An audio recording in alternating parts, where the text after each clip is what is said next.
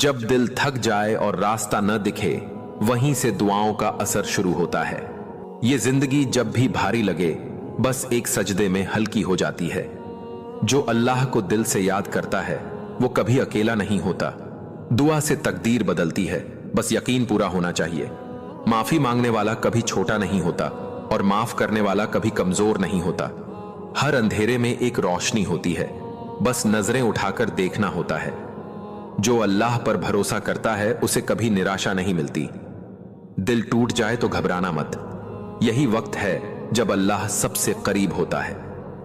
सब्र वो ताकत है जो इंसान को गिरने नहीं देती।